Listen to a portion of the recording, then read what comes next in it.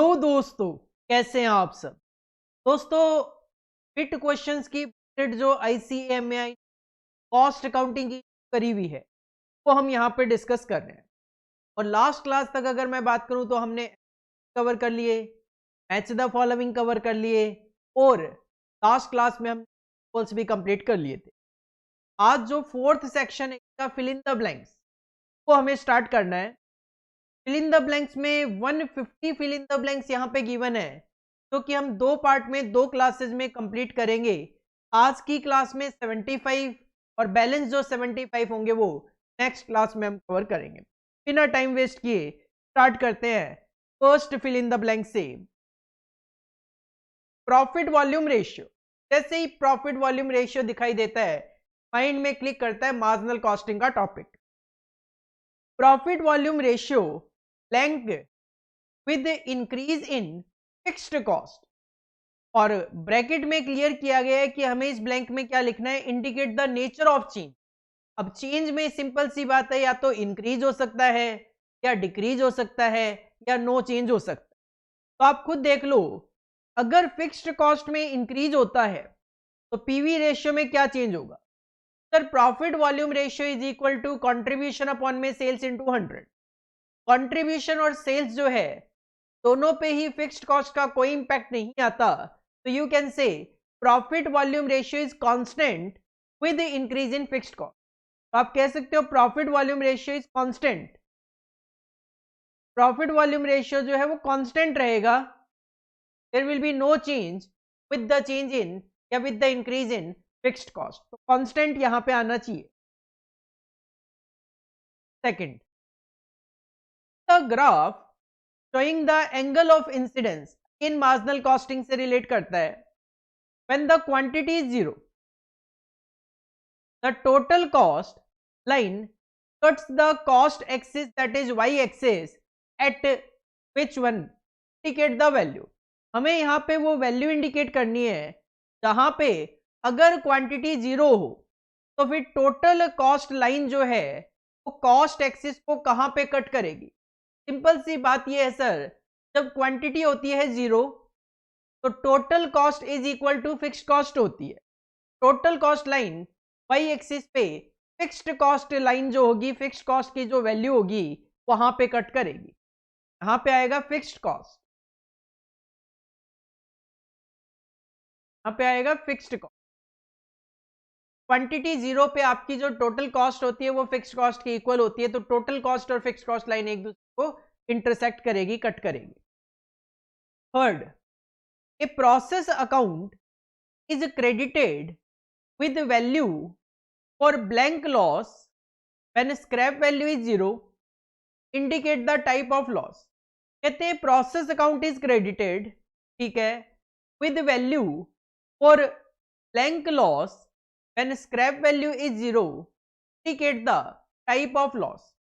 देखो सिंपल सी बात यह है कि अगर स्क्रैप वैल्यू होती है जीरो तो इस सिचुएशन में जो भी हमारा अबनॉर्मल लॉस होता है वो सारा का सारा एक तरीके से लॉस हो जाता है। तो एक process account is credited with value for abnormal loss when scrap value is zero. Point number 4, when special material is purchase for direct use in A job. अगर आपने कोई स्पेशल मटेरियल परचेज किया जो कि आप डायरेक्टली किसी job में use करने वाले हो, blank account is debited in the integral account system. Integral account system मतलब इंटीग्रेटेड अकाउंटिंग सिस्टम। तो मटेरियल अगर आपने जनरल परचेज किया होता है तो वो जाता है स्टोर्स में, तो हम एंट्री करते हैं स्टोर्स कंट्रोल अकाउंट डेबिट। लेकिन अगर मैं यही कहूं कि आपने कोई मटेरियल स्पेसिफिक जॉब के लिए यूज करना है, वो सीधा सीधा उसी जॉब से चार्ज कर लिया जाता है, WIP अकाउंट से चार्ज कर लिया जाता है। यहां पे आएगा work in progress account, WIP account. When special material is purchased for direct use in a job, WIP account is debited in the integral accounting system। Entry होगी WIP control account debit to creditors या cash, तो भी आपका transaction. Next point number 5, VED, vital essential desirable. Material के topic में हम discuss करते हैं। PED analysis is primarily used for control of length, that is indicate type of material हमें यहाँ पे इंडिकेट करना है। तो VED analysis is primarily used for control of spare parts. जो स्पेयर पार्ट्स होते हैं, कंपोनेंट्स होते हैं, उनको कंट्रोल करने के लिए पीईडी एनालिसिस यूज किया जाता है। ये तो हमने पीछे ट्रू फॉल्स वगैरह में भी डिस्कस किया था। Next point number 6, administration overheads are usually absorbed as a percentage of. आप याद करो कि एडमिन ओवरहेड हम एज ए परसेंटेज ऑफ किसका परसेंटेज देकर अब्सॉर्ब किया करते हैं। आप देखोगे कि मोस्ट ऑफ द केसेस में फैक्ट्री कॉस्ट का एक परसेंटेज होता है कि एडमिन ओवरहेड हमें 20% ऑफ फैक्ट्री कॉस्ट लेना है। यहां पे आ जाएगा works cost, factory cost. Admin overhead generally works cost का एक परसेंटेज कंसीडर करके अब्सॉर्ब किया जाता है। Point number 7, variable cost per unit is fixed. तो हम काफी जगह फिल इन वो ट्रू फॉल्स में भी डिस्कस कर चुके हैं, एमसीक्यूज वगैरह में भी आया था, मैच द फॉलोइंग में भी आया था। तो ये बार बार क्वेश्चन हमको देखने को मिला। वेरिएबल कॉस्ट पर यूनिट क्या रहती है? फिक्स रहती है। Next point number 8, bin card shows length detail of material. हमें पता है कि बिन कार्ड में केवल और केवल क्वांटिटी ऑफ मटेरियल शो की जाती है। Bin card shows quantitative details of material. आप यहां पे लिख सकते हो quantitative.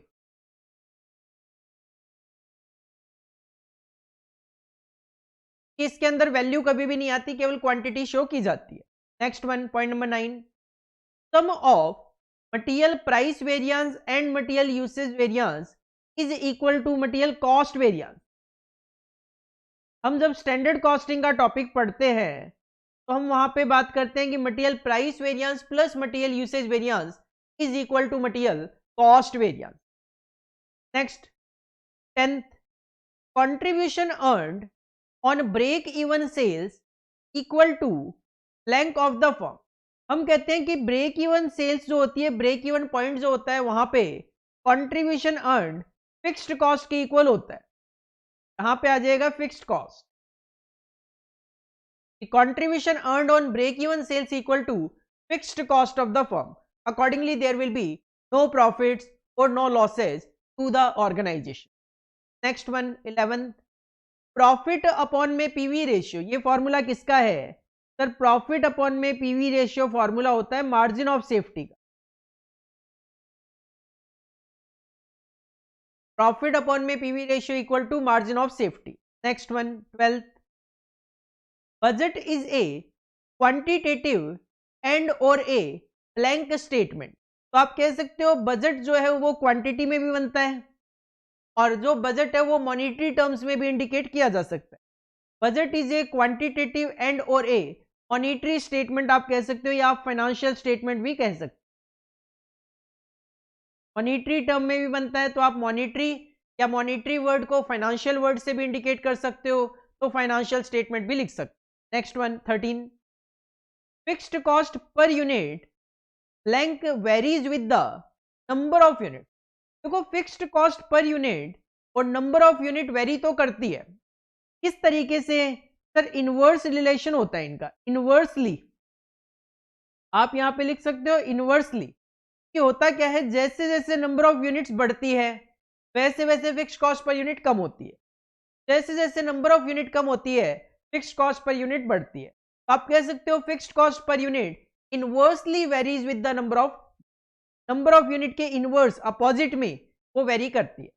Next 14, an activity level of 1000 hours cost is 10,000 and an activity level for 2000 hours the total cost is 16,000। 1000 घंटे काम करें तो 10,000 की कॉस्ट आती है, 2000 घंटे काम करें तो 16,000 की कॉस्ट आती है। The cost at 3000 hours of level of activity is. देखो इसके लिए आपको पहले variable cost per unit calculate करनी पड़ेगी। इसका फॉर्मूला होता है change in cost. Sir cost मेरी 10,000 से 16,000 हो रही है, मतलब 6,000 की कॉस्ट बढ़ रही है, divide by change in hours. 1,000 से 2,000 मतलब 1,000 घंटे बढ़ रहे हैं। वेरिएबल कॉस्ट जो है वो आपकी 6 रुपए पर आवर है।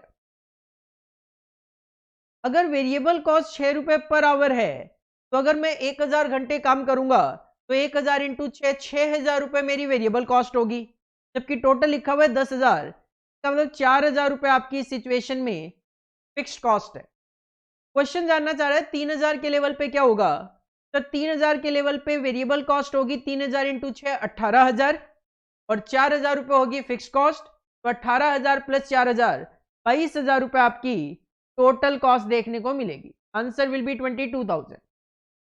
3,000 के लेवल पे आपको 22,000 की कॉस्ट देखने को मिलेगी। वेरिएबल कॉस्ट होगी 3,000 इंटू 6 18,000 और फिक्स कॉस्ट टोटलिटी में कांस्टेंट रहती ही है 4,000। 18 plus 4 22,000 will be your answer. Next 15th, blank is must for meaningful inter-firm comparison. अगर आपको एक फर्म का दूसरे फर्म के साथ कंपैरिजन करना है तो इसके लिए क्या जरूरी है सर, इसके लिए यूनिफॉर्म कॉस्टिंग होना जरूरी है। अगर दो फर्म अलग अलग तरीके की कॉस्टिंग फॉलो कर रही होगी तो इंटर फर्म कंपैरिजन पॉसिबल नहीं हो सकता। सेम तरीके की कॉस्टिंग फॉलो करेगी तभी इंटर फर्म कंपैरिजन पॉसिबल हो सकता है। यू कैन से uniform costing is must for meaningful inter firm comparison. Next 16, prime cost is the aggregate of all direct cost. जितनी भी डायरेक्ट कॉस्ट होती है उन सबका एडिशन कहलाता है प्राइम कॉस्ट। में भी डायरेक्ट नेचर के खर्चे होते हैं, direct material, direct labour, direct other expense, उन सबका एडिशन कहलाता है prime cost. Next 17, store ledger is maintained bye costing department. Store laser costing department maintain करता है। Next 18, distribution of all item of overhead to product or departments is known as। जब हम overhead के खर्चों को product और department में distribute करते हैं तो उसको क्या कहा जाता है सर, उसको अपोर्शनमेंट बोला जाता है। इसको अपोर्शनमेंट बोला जाता है। Next 19, the overtime worked at the request of the customer is treated as direct wages. अगर कस्टमर की रिक्वेस्ट पे ओवरटाइम हो रहा है तो जो भी ओवरटाइम का खर्चा है वो सारा का सारा एज ए डायरेक्ट वेजेस उस जॉब में खर्चा लिखा जाता है। Next 20, the excess of total cost of production of an article over the direct material cost is known as blank cost. Sir, excess of total cost of production वो भी over the direct material cost. Simple सी बात, question जानना चाह रहे हैं sir direct material cost के बाद और कॉस्ट ऑफ प्रोडक्शन तक तो बीच में डिफरेंस है कॉस्ट का, वो क्या कहलाता है सर, वो कहलाता है कन्वर्जन कॉस्ट। सिंपल सी मैं बात करूं, मटेरियल को फिनिश्ड गुड्स में कन्वर्ट करने की जो कॉस्ट होती है that is known as conversion cost. Material से ऊपर जो भी प्रोडक्शन कॉस्ट तक बीच में कॉस्टिंग आती है that it is known as conversion cost. Next 21, charging of identifiable item of cost to cost center is known as direct cost, direct expenses, direct cost। कहते हैं अगर हम किसी भी आइडेंटिफिएबल आइटम को किसी कॉस्ट सेंटर डिपार्टमेंट से charge कर पा रहे हैं सर ऑफ कोर्स वो एक डायरेक्ट एक्सपेंस होगा। Next 22, the objective of wage incentive is to improve productivity. एक ऑर्गेनाइजेशन अपने वर्कर को इंसेंटिव क्यों देती है सर, प्रोडक्टिविटी बढ़ाए ये देती है। Next 23, bin card is maintained by blank department. Bin card जो होता है वो तो स्टोर डिपार्टमेंट ही मेंटेन कर लेता है। Pin card is maintained bye stores department, store department में ही मेंटेन कर लिया जाता है। Next 24, the total of all indirect expenditure is called as overhead। Sir सारे के सारे इनडायरेक्ट नेचर के जो खर्चे होते हैं वो तो मिला के क्या बोला जाता है, ओवरहेड्स बोला जाता है। Next 25, the abnormal idle time cost is charge to costing profit and loss account. पूरे कॉस्ट अकाउंटिंग में मैंने काफी बार बोला सर अगर अब नॉर्मल रीजन की वजह से कोई भी कॉस्ट इनकर हो रही है that should be transfer to costing profit and loss account. Next 26 stores ledger is maintained by, sir अभी तो आया था कि स्टोर लेजर जो है कॉस्टिंग डिपार्टमेंट मेंटेन करता है। Next 27 interest on capital is an example for notional cost. जब हम रिकॉन्सिलिएशन पढ़ते हैं तो हम बात करते हैं कि इंटरेस्ट ऑन कैपिटल जो है वो केवल कॉस्ट अकाउंटिंग में आता है, वो भी notional basis. Next 28 variable overheads are absorbed by products based on length level of capacity utilisation, actual level of capacity utilisation. कि वेरिएबल ओवरहेड जो है, वेरिएबल ओवरहेड हम किस बेसिस पे अब्सॉर्ब करते हैं सर, जितना भी एक्चुअल प्रोडक्शन होता है, actual level of activity work होता है, उसके बेसिस पे वेरिएबल ओवरहेड का खर्चा बुक किया जाता है, जबकि फिक्स्ड कॉस्ट जो है वो नॉर्मल कैपेसिटी के बेसिस पे बुक किया जाता है। Next 29 in a textile factory yarn is starched before it is made into textile। तो ये जो कॉस्ट ऑफ स्टार्च है वो क्या बोला जाए, कहते हैं एक टेक्सटाइल फैक्ट्री में यार्न जो है, धागा जो है उसको हम यूज करते हैं, तो ये जो यार्न इज स्टार्च्ड और it is made into textile, तो धागा है उसकी स्टार्चिंग की जाती है, मतलब उस पर एक तरीके से केमिकल यूज किया जाता है। तो ये जो कॉस्ट ऑफ स्टार्च है इसको क्या बोला जाए सर, ये एक तरीके का डायरेक्ट मटेरियल होता है। ये क्या है, एक डायरेक्ट मटेरियल है, तो हम यार्न को टेक्सटाइल में लाने के लिए या कन्वर्ट करने के लिए यूज करते हैं। This is a nature of direct material. Next 30 the actual capacity of a manufacturing unit based on temporarily sales expectancy is 10,000 unit due to lack of orders. The practical capacity 11,500। तो ये जो 1500 unit है ये कौन सी capacity है, कहते हैं practical capacity तो 11,500 है, लेकिन मार्केट में हमारे प्रोडक्ट की डिमांड थोड़ी कम होने की वजह से सेल्स की जो एक्सपेक्टेशन है वो केवल 10,000 यूनिट है, मतलब सेल की एक्सपेक्टेशन कम है, जबकि प्रैक्टिकल कैपेसिटी 11,500 है। ये जो 1500 यूनिट की कैपेसिटी फालतू बच गई इसको आप बोल सकते हो आइडल कैपेसिटी। तब 1500 यूनिट की कैपेसिटी आपके पास फालतू होगी, मतलब आइडल आपके पास देखने को मिलेगी। Next 31 he is an exporter who relinquishes his right to a receivable due at a future date in exchange for immediate cash payment at an agreed discount, passing on all the risk and responsibilities for collecting the debt to be, and this arrangement is called। आप कहोगे sir ये क्या पढ़ दिया आपने, ऐसा तो हमने पूरे कॉस्ट अकाउंटिंग में कहीं नहीं देखा। बेटा ये जो 31 है ये एक्चुअल में कॉस्ट अकाउंटिंग का पार्ट है ही नहीं, ये फाइनेंशियल मैनेजमेंट का एक फिल इन द ब्लैंक है, तो गलती से आपके यहाँ पे कॉस्ट अकाउंटिंग में दे दिया है इसका। हालांकि मैं आंसर की बात करूं तो ये एक डेफिनेशन है फोरफिटिंग की। जब आप फाइनेंशियल मैनेजमेंट पे पढ़ेंगे वहां पे एक डेफिनेशन पढ़ेंगे आप फोरफिटिंग, तो उसकी डेफिनेशन लिखी हुई है, तो यहाँ पे कॉस्ट अकाउंटिंग में आपको इससे कोई मतलब नहीं है, आप इसको स्किप कर सकते। Next 32 in a certain factory normal capacity है 50,000 यूनिट्स की, एक्चुअल कैपेसिटी आप कर रहे हो यूज 52,000। ध्यान देना यहाँ पे बहुत रेयर केसेस में ऐसा देखने को मिलता है कि नॉर्मल कैपेसिटी जो है वो कम हो और एक्चुअल कैपेसिटी हमने ज्यादा यूज कर ली हो। Fixed production overhead should be absorbed based on, यहाँ पे कई बार बच्चे क्या है गलती कर जाते हैं और नॉर्मल कैपेसिटी लिख जाते हैं। इसके पीछे का एक कॉन्सेप्ट बताता हूं।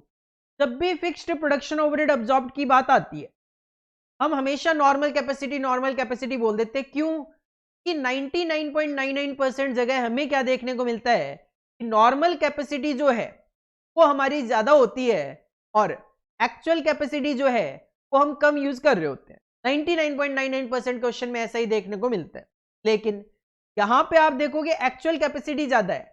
एक्चुअल में कॉन्सेप्ट ये होता है फिक्स्ड प्रोडक्शन ओवरहेड हम अब्जॉर्ब करते हैं on the basis of normal capacity और actual capacity whichever is higher.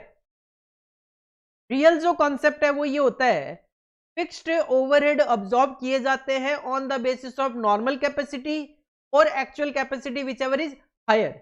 लेकिन आपको ये कहीं कॉन्सेप्ट देखने को मिलता नहीं प्रैक्टिकल जब हम क्वेश्चंस करते हैं, क्योंकि हमेशा क्या होता है, नॉर्मल कैपेसिटी आपके पास ज्यादा गिवन होती है और एक्चुअल कैपेसिटी कम होती है। तो ध्यान देना फिल इन द ब्लैंक्स में, यहाँ पे अगर नॉर्मल कैपेसिटी और एक्चुअल कैपेसिटी गिवन है तो नॉर्मल कैपेसिटी और actual capacity whichever is higher concept apply होगा, और यहां पे अगर एक्चुअल कैपेसिटी ज्यादा है तो यहां पे एक्चुअल कैपेसिटी आएगा। ये एक फिल इन द ब्लैंक्स है जो कि आपके प्रैक्टिकल कॉन्सेप्ट को भी कहीं ना कहीं क्लियर कर रहा है कि बाई चांस एग्जाम में किसी प्रैक्टिकल क्वेश्चन में ऐसा हो जाए तो ध्यान देना आपने इसमें। Next 33, X factory outsources the manufacture of a major component to a contract. Factory है एक्स फैक्ट्री जो कि अपने जो मेजर कंपोनेंट है वो आउटसोर्स बनवाती है। The transportation of the component of ex factory premises is borne by X. अब जो भी ट्रांसपोर्टेशन का खर्चा आता है वो एक्स फैक्ट्री खुद बियर करती है। This transportation cost will be treated as blank cost. हमें यहाँ पे give the element of cost देना है। तो सिंपल सी मैं बात करूं तो ये कहीं ना कहीं कैरीज इनवर्ड की तरह ट्रीट किया जाएगा। और अगर मटेरियल से रिलेटेड, कंपोनेंट से रिलेटेड अगर आप ये पे करते हुए चल रहे हो तो ये डायरेक्ट मटेरियल कॉस्ट ही कहलाएगी, ये डायरेक्ट कॉस्ट ही कहलाएगी, ये डायरेक्ट मटेरियल कॉस्ट का पार्ट होगा। हम जब मटेरियल का चैप्टर पढ़ते हैं तो हम वहां पे जब लास्ट में परचेज कॉस्ट कैलकुलेशन की बात करते हैं तो हम कहते भी हैं कैरीज इनवर्ड जो है वो मटेरियल की कॉस्ट का ही पार्ट होता है, मटेरियल की कॉस्ट में ही हम ऐड भी कर लेते हैं। जब हम स्टोर लेजर वगैरह के क्वेश्चन करते हैं वहां पे भी अगर कोई कैरीज इनवर्ड का खर्चा गिवन होता है परचेज कॉस्ट में ही वो ऐड कर लिया जाता है। मेजर कंपोनेंट, कंपोनेंट की जो कॉस्ट होगी उसी में ऐड कर लिया जाएगा, मटेरियल की कॉस्ट में ही ऐड कर लिया जाएगा। आगे बढ़ने से पहले आई विल सजेस्ट यू, पहले मैंने ये जो 33 फिल इन द ब्लैंक्स आपके सामने रखे हैं आप एक बार रीड करके देख लीजिए, और किसी भी तरीके का अगर कोई भी डाउट आपको लगता है आप हमसे क्लियर कर सकते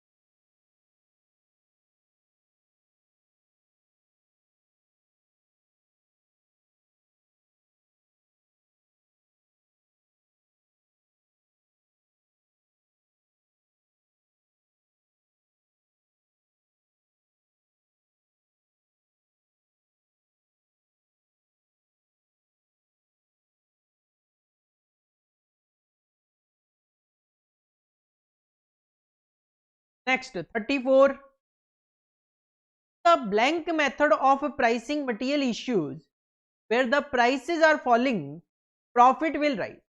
कहते हैं वो कौन सा मेथड है मटेरियल इश्यू का जहां पे अगर प्राइस फॉल करेगा तो प्रॉफिट बढ़ेगा। सिंपल सी मैं बात करूं सर, ये last in first out method होगा। कैसे? अगर प्राइस फॉल कर रहा है, मतलब मटेरियल का प्राइस गिर रहा है और आप last in first out method follow करेंगे, तो मतलब जो गिरता हुआ प्राइस है वो आप कंसीडर करेंगे। जब आप प्राइस कम कंसीडर करेंगे तो आपका प्रॉफिट जो है वो क्या कैलकुलेट होके आएगा? ज्यादा कैलकुलेट होके आएगा। In the LIFO method of pricing material issues where the prices are falling, profit आपको राइज होते हुए दिखाई देंगे। Next 35, in India commercial papers can be issued in multiple of rupee. Sir ये जो 35 है ये भी आपका फाइनेंशियल मैनेजमेंट का क्वेश्चन है। कॉस्ट अकाउंटिंग में ऐसा कोई जिक्र नहीं है कॉमर्शियल पेपर को लेकर, फिर भी इसका आंसर मैं बात करूं 5 लाख रुपए का एक कॉमर्शियल पेपर होता है। एक कॉमर्शियल पेपर 5 लाख रुपए का होता है। Next 36, when raw material is accounted at standard cost, variances due to normal reason will be treated as blank cost। हमें यहाँ पे एलिमेंट ऑफ कॉस्ट बताना है। कहते हैं अगर रॉ मटेरियल को हम स्टैंडर्ड कॉस्ट पे शो कर रहे हैं तो जिसकी वजह से वेरिएंसेस जो है वो कैलकुलेट होके आते हैं और वो भी नॉर्मल रीजन आप मान के चलो, तो हम जो भी वेरिएंस आते हैं उसको किस तरीके से ट्रीट करते हुए चले। सर आप बता रहे हो कि नॉर्मल रीजन है, नॉर्मल तो हम प्रोडक्ट की कॉस्ट से ही चार्ज करेंगे। आप मटेरियल की बात कर रहे हो तो ये डायरेक्ट मटेरियल कॉस्ट ही होगा, डायरेक्ट मटेरियल कॉस्ट। तो भी वेरिएंस है वो आप as a direct material cost ही शो करते हुए चलेंगे। Next 37, cost of idle time, formula idle hours into hourly rate incurred by a worker directly working on a product is treated as factory overhead, production overhead। Sir idle time जो है, idle time हमेशा as a factory overhead show किया जाता है, कभी भी direct wages तो show किया ही नहीं जाता। आइडल टाइम भले ही डायरेक्टली आप वर्किंग करो किसी प्रोडक्ट पे, इनडायरेक्टली वर्किंग करो, वो पार्ट तो फैक्ट्री ओवरहेड का ही होता है। Next 38, royalty payable based on the right to sell is treated as, हमें यहाँ पे एलिमेंट ऑफ कॉस्ट शो करना है। रॉयल्टी पेबल है किसके बेसिस पे? राइट टू सेल, मतलब आपने किसी को राइट टू सेल दिया और या फिर आपने राइट टू सेल लिया है और उसके बदले में आप रॉयल्टी पे कर रहे हो, सिंपल सी बात है। तो उस रॉयल्टी को हम किस खर्चे में शो करें? सर ये राइट टू सेल है तो आप इसको सेलिंग एंड डिस्ट्रीब्यूशन ओवरहेड में शो कर सकते। अगर आपको कोई राइट टू सेल मिला है और उसके बदले में आप अगर रॉयल्टी पे कर रहे हो, that will be the part of selling and distribution overhead. Next 39, when time saved is equal to time taken then earnings of a worker under Halsey plan and Rowan plan are the same. आप एक example के through इसको देख भी सकते हो। अगर time saved और टाइम टेकन अगर दोनों सेम होंगे तो आप देखोगे हमेशा हालसे और रोवान दोनों में जो वेजेस कैलकुलेट होके आएगी वो सेम कैलकुलेट होके आएगी। आप कोई भी डेटा कंसीडर कर सकते हो। मान लो मैं कहता हूं भाई 10 घंटे आपको काम करने के लिए दिए, लेकिन आपने 5 घंटे में वो काम कर दिया, तो मतलब 5 घंटे लिए काम करने के लिए, 5 घंटे आपने टाइम सेव कर दिया। कोई भी रेट कंसीडर कर लो, से एग्जाम्पल 50 रुपी पर आवर, कैलकुलेशन करके देखोगे आपकी वेजेस सेम आएगी। Next 40, the difference between actual and absorbed factory overhead is called. Actual और अब्सॉर्ब्ड फैक्ट्री ओवरहेड के बीच में जो डिफरेंस होता है सर अंडर या ओवर अब्सॉर्प्शन कहलाता है। इज कॉल्ड अंडर या ओवर अब्सॉर्प्शन। डिफरेंस किस साइड में है वो तो बताया नहीं, तो अंडर अब्सॉर्प्शन भी हो सकता है, ओवर अब्सॉर्प्शन भी हो सकता है। Next 41, under absorption of blank result in higher amount of profit. कहते हैं अंडर अब्जॉर्प्शन ऑफ ओवरहेड्स। अगर ओवरहेड का अंडर अब्जॉर्प्शन है, अंडर अब्जॉर्प्शन का मतलब होता है ओवरहेड की कॉस्ट कम शो करना, तो इससे प्रॉफिट ज्यादा देखने को मिलेगा। Next 42, direct expenses incurred for brought out resources shall be determined at invoice price.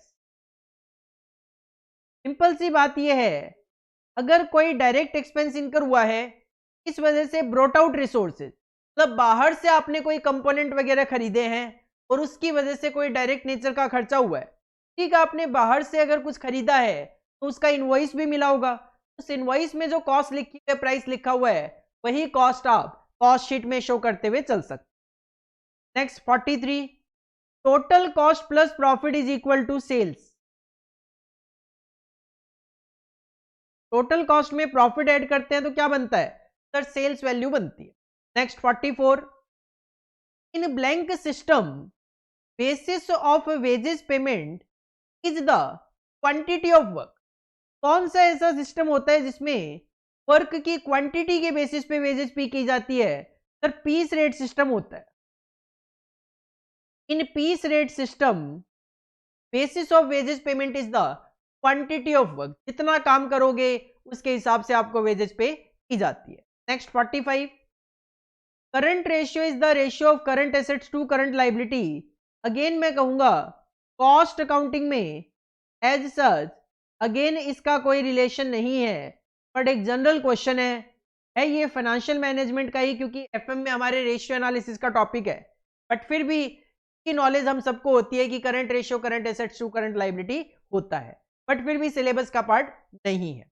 Next 46, in standard cost Blank norm is applied as a scale of reference for assessing actual cost to serve as a basis of cost control. So in standard cost, predetermined norm, पहले से norms decided होते हैं, उसको compare किया जाता है actual के साथ ताकि हम कॉस्ट पे कंट्रोल कर सके। तो in standard cost predetermined norm is applied as a scale of reference for assessing actual cost, serve as a basis of cost control. Next 147, material transfer note is a blank for transferring the material from one job to another job. तो material transfer note एक document होता है जो use किया जाता है जब हम एक जॉब से दूसरी जॉब पे कोई भी मटेरियल ट्रांसफर करते हैं, उसके लिए ब्लैंक में आएगा document. Next 48, one of the disadvantage of overtime working is incurring excess labor cost. Overtime का नुकसान क्या है सर, ओवरटाइम में आपकी जो लेबर कॉस्ट है वो ज्यादा आती है, एक्सेस लेबर कॉस्ट आती है, ये नुकसान है। Next 49, ES2 deals with cost accounting standard on capacity determination. ES2 है capacity determination. Next 50, where the cost and financial accounts are maintained independently of each other. मतलब नॉन इंटीग्रेटेड अकाउंटिंग की बात चल रही है, कॉस्ट अकाउंटिंग अलग, financial accounting अलग। It is indispensable to reconcile them. हम बार बार ये बोलते भी हैं जब हम चैप्टर पढ़ते हैं, अगर आप नॉन इंटीग्रेटेड सिस्टम फॉलो कर रहे हो तो वहां पे आपको दो अलग अलग प्रॉफिट देखने को मिलेंगे, एक कॉस्ट अकाउंटिंग प्रॉफिट, एक फाइनेंशियल अकाउंटिंग प्रॉफिट, तो आपने उन दोनों को रिकंसाइल करना पड़ेगा, as there are difference in the profit of two sets of books. Next 51, maximum level is equal to reorder level plus reorder quantity minus minimum consumption rate multiply by minimum reorder period. Sir ये maximum level का formula है, इसको हमें complete करना था, तो blank में reorder level आएगा। Next 52, CS8 deals with the principle and method of determining the utility cost of utilities.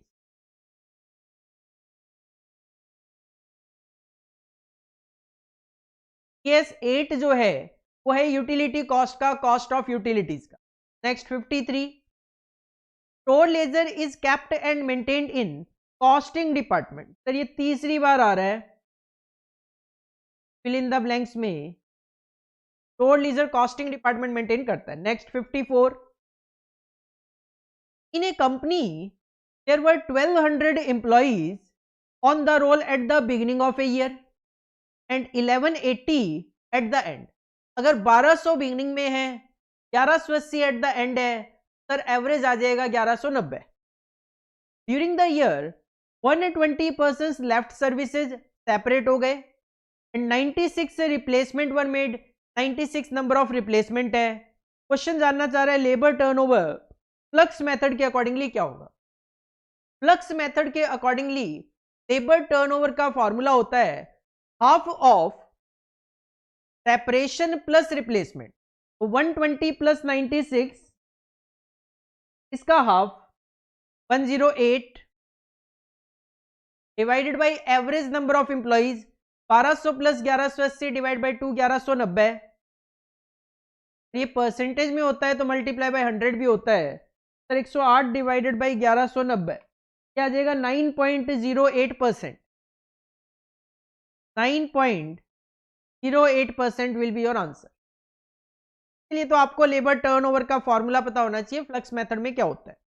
Next 55, ideal time. ये आइडियल नहीं आइडल टाइम होता है। आइडियल तो अच्छा होता है, यहाँ पे अपने आइडियल नहीं आइडल होता है। Idle time arises only when workers are paid on time basis. देखो वेजेस के दो सिस्टम होते हैं, या तो टाइम बेसिस या फिर payment by result, that is on piece basis. अगर पीस बेसिस पे है आइडल टाइम का कोई मतलब ही नहीं है, क्योंकि इसमें तो आप नंबर ऑफ पीसेस प्रोड्यूस के बेसिस पे वेजेस पे करते हो। हाँ, टाइम बेसिस पे अगर एक वर्कर काम कर रहा है उसका टाइम वेस्ट हो सकता है, आइडल टाइम आपको देखने को मिल सकता है। Next 56, normal idle time cost should be charged to product while that due to abnormal reason should be charged to costing profit and loss account। तो आप कह सकते हो नॉर्मल आइडल टाइम कॉस्ट जो है should be charged to product cost, और जो अब नॉर्मल है that should be charged to costing profit and loss account। ये तो कॉमन चीज है पूरे cost account. Next 57, direct expenses incurred for brought out resources shall be determined at invoice price। अभी तो आया था ये थोड़ी देर पहले। Next 58, direct expenses incurred lump sum shall be। अगर कोई डायरेक्ट एक्सपेंस लमसम में इनकर हुआ है तो क्या किया जाए, तो उसको अमोर्टाइज किया जाता है। जैसे डेप्रीशिएट किया जाता है चीजों को, बिल्कुल वैसे ही आप अमोर्टाइज करते हुए चल सकते हो। कि अगर लमसम में कोई खर्चा हुआ है, जैसे अगर मैं कहूँ मैं रॉयल्टी आप लमसम में पे करते हुए चल रहे हो, ऐसा नहीं है कि वो लमसम रॉयल्टी आप सारी की सारी एक ही साल के खर्चों में डाल दोगे, नहीं, आप उसको धीरे धीरे अमोर्टाइज करते हुए चल सकते। नेक्स्ट 59, ओवरहेड इनकर्ड है 16,000 जबकि अब्जॉर्ब्ड है 15,300। तो आप देख सकते हो अब्जॉर्प्शन कम है कितना 700 रुपए से, तो यहां पे अंडर अब्जॉर्प्शन आएगा 700 रुपए। There is under absorption of 700, 700 रुपए का अंडर अब्जॉर्प्शन देखने को मिलेगा। Next 60, under integrated accounting system the accounting entry for payment of wages is to debit and to credit cash. अगर मैं बात करूं इंटीग्रेटेड अकाउंटिंग सिस्टम में वेजेस पेमेंट की एंट्री की, तो सर एंट्री होती है wages control account debit to cash. यहां पे होगा डेबिट, क्या होगा वेजेस कंट्रोल अकाउंट, डेबिट होगा वेजेस कंट्रोल अकाउंट, क्रेडिट आपका कैश होगा ही। Next 61, two principal method of evaluation of equivalent production are blank and blank. याद करो process costing equivalent production, sir दो मेथड होते हैं वहां पे, एक होता है फर्स्ट इन फर्स्ट आउट और एक होता है average cost method.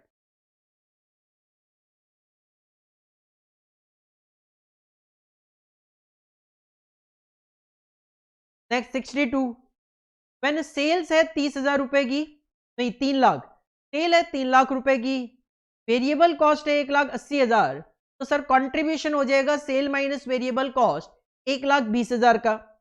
PV ratio क्या होगा, सर पीवी रेशियो का फॉर्मूला होता है कंट्रीब्यूशन अपॉन में सेल। 1,20,000 डिवाइड बाय 3 लाख करोगे 40% आपका पीवी रेशियो आ जाएगा। 40% will be your answer. Next 63, goods received note is prepared by the. Goods received note कौन प्रिपेयर करता है? सर जो डिपार्टमेंट मटेरियल को रिसीव करता है वो जीआरएन बनाता है। Goods received note is prepared by receiving division या रिसीविंग डिपार्टमेंट। तो रिसीव करेगा वो जीआरएन बनाएगा। Next 64, transfer of surplus material from one job और work order is recorded in. अगर आप एक जॉब से किसी दूसरी जगह मटेरियल को, सरप्लस मटेरियल को ट्रांसफर कर रहे हो तो उसको कहाँ रिकॉर्ड किया जाता है? सर उसके लिए डॉक्यूमेंट होता है मटेरियल ट्रांसफर नोट।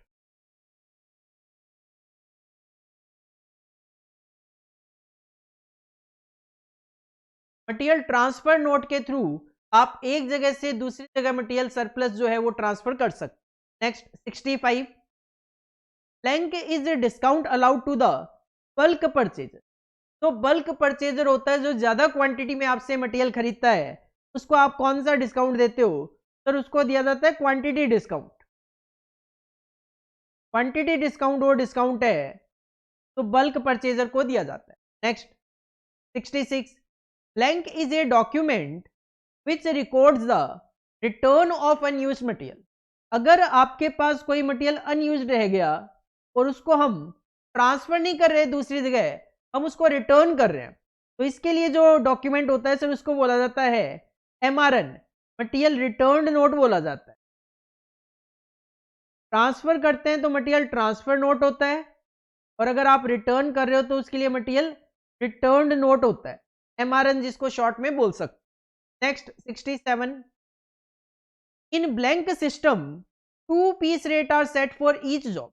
याद करो कि wages that is employ cost के टॉपिक में 2 पीस रेट कहां पे थे? Sir Taylor differential piece rate system था, जहां पे वो हमें 2 रेट सजेस्ट करते थे। In Taylor's differential piece rate system, in Taylor's differential piece rate system वो सिस्टम होता है जहां पे 2 पीस रेट आपको बताए जाते हैं। Next 68, the formula for computing wages under time rate is. Time rate के अकॉर्डिंगली वेजेस कैलकुलेट करने का फॉर्मूला आपने देखा हुआ है। सर जो जितने घंटे काम करता है उसके अकॉर्डिंगली उसको वेजेस दी जाती है। Hours worked multiply by rate per hour, हमने फॉर्मूला डिस्कस किया हुआ है एम्प्लॉय कॉस्ट के टॉपिक में, बिल्कुल basic. Next 69, in Halsey plan a worker gets bonus equal to 50% of time save. Halsey में 50% ऑफ टाइम सेव्ड बोनस दिया जाता है। Next 70, under Gantt task and bonus plan no bonus is payable to a worker if his efficiency is less then 100%। अगर गांट task and bonus plan आप जाके revise करेंगे तो आप देखेंगे वर्कर को बोनस केवल और केवल 100% या उससे ऊपर पे ही मिलता है। अगर उसकी एफिशिएंसी 100% से कम है तो उसको कोई भी बोनस नहीं दिया जाता।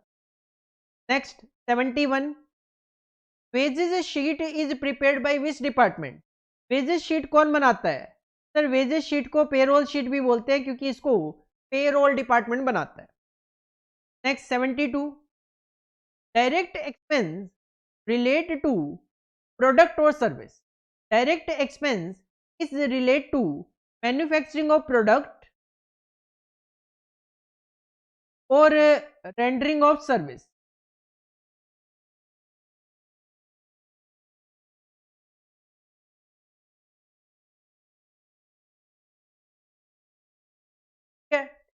मैन्युफैक्चरिंग ऑफ प्रोडक्ट या रेंडरिंग ऑफ सर्विस से रिलेट कर सकते हैं।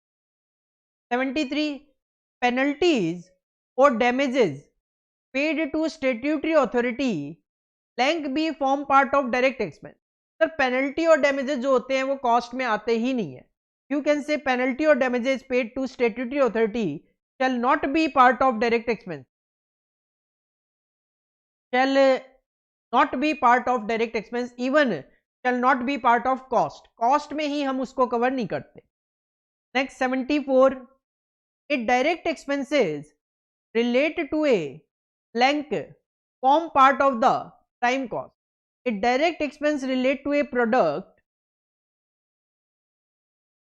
form part of prime cost. क्योंकि प्राइम कॉस्ट में केवल वही डायरेक्ट एक्सपेंस आएगा जो किसी प्रोडक्ट से डायरेक्टली रिलेट करेगा. Next 75, last one of today class. Overheads are an aggregate of indirect material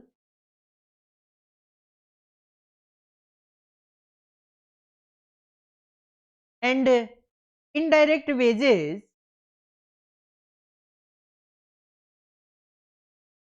and indirect expense. Overhead क्या होते हैं, इसका एग्रीगेशन होता है sir. Aggregation of indirect material, indirect labour and indirect other expense is known as overhead. ये हम बिल्कुल basic में स्टार्टिंग में ही डिस्कस किया कर. 33 तक आपने रीड करके देख लिए थे ऑलरेडी. 34 से लेकर 75 तक भी एक बार आप रीड करके देख लीजिए, और किसी भी तरीके का कोई डाउट लगता है आप क्लियर कर सकते. हालांकि देखो ये फिल इन द ब्लैंक्स है, लास्ट में आंसर भी गिवन है, फिर भी मैं क्यों करवा रहा हूं, ये करवा रहा हूं ताकि एक तो मैं अगर बोल के आपको चीजें बताऊंगा तो आपके माइंड में सेट होगी. कुछ अगर प्रैक्टिकल पोर्शन है तो मैं आपको समझा भी सकता हूं, मैं आपको चीजों को याद भी दिला सकता हूं. अगर आप डायरेक्टली यहां से देखकर पीछे सॉल्यूशन देखेंगे, आपको जितना याद उस तरीके से होगा, तो 10 गुना याद होगा अगर आप मेरी वीडियो के साथ साथ इन चीजों को याद करोगे. एक बार इसको रीड करके देखिए.